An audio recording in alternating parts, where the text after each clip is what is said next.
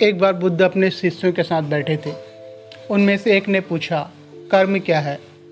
बुद्ध ने कहा, मैं तुम्हें एक कहानी सुनाता हूँ।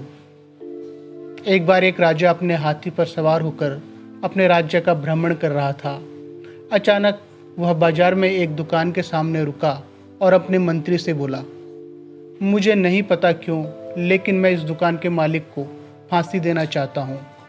मंत्री जी चौंक गए, लेकिन इससे पहले कि वह राजा से इसका कारण पूछ पाते, राजा आगे बढ़ चुके थे। अगले दिन वही मंत्री स्थानीय लोगों में से एक बनकर उस दुकान पर दुकानदार से मिलने गया और उसने यूं ही उनसे पूछा कि उसका व्यवसाय कैसा चल रहा है। दुकानदार, जो चंदन का व्यापारी था, बड़े दुखी होकर बताया कि उसके पास मुश्किल से ही कोई ग्राहक आता है। लोग उसकी दुकान पर आते हैं, चंदन की खुशबू लेते हैं और फिर चले जाते हैं। वे चंदन की गुणवत्ता की प्रशंसा भी करते हैं, लेकिन कभी कोई कुछ खरीदता नहीं है।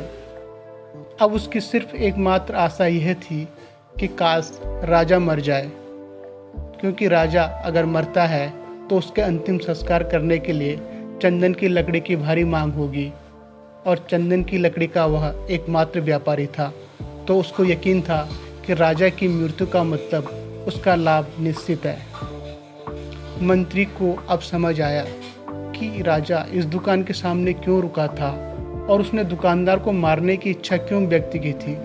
शायद दुकानदार के नकारात्मक विचार राजा के मन को प्रभावित कर चुके थे और राजा उनको कहीं न कहीं महसूस कर चुका था। इसीलिए राजा के मन के अंदर भी उसी प्रकार के नकारात्मक विचार उस व्यापारी के लिए महसूस हुए थे। अगले दिन वही मंत्री एक साधारण व्यक्ति का वेश बनाकर उस दुकान के पास गया और उसने उस व्यापारी से कहा कि वह कुछ चंदन की लकड़ी खरीदना चाहता है। दुकानदार खुश हो गया। उसने चंदन लपेटकर मंत्री को सौंप दिया। उसके बाद मंत्री महल में लौटा। वह सीधे दरबार में गया जहां राजा बैठा था और उसने बताया कि चंदन के व्यापारी के पास उसके लिए एक उपहार है। राजा को आश्चर्य हुआ। जब उसने पैकेज खोला तो चंदन के बढ़िया सुनहरे रंग और उनकी मनमोहक खुशबू से वह सुखद आश्चर्यचकित रह गए। प्रसन्न होकर उसने चंदन व्यापारी के पास कुछ सोने के सिक्के भेजे। राजा को भी मन में दुख हुआ कि उसके मन में दुकानदार को मारने का इतना गंदा विचार क्यों आया था। जब दुकानदार को राजा से सोने के सिक्के मिले तो वह भी आश्चर्यचकित रह गया। वह उस राजा के गुणों का प्रचार करने लगा कि जिसने राजा के सिक्कों के माध्यम से उसे गरीबी के कगार से बचाया था।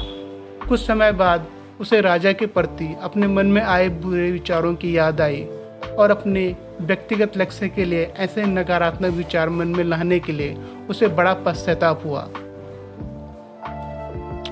दोस्तों, यदि हमारे मन में किसी दूसरे व्यक्ति के लिए इच्छा और दयालु विचार है तो वह सकारात्मक विचार अनुकूल तरीके से हमारे पास वापस आता है। लेकिन अगर हम बुरे विचारों को पालते हैं तो वे विचार प्रतिशोध के रूप में हमारे पास अवश्य वापस आएंगे। दोस्तों, आपके विचार ही आपके कर्म हैं।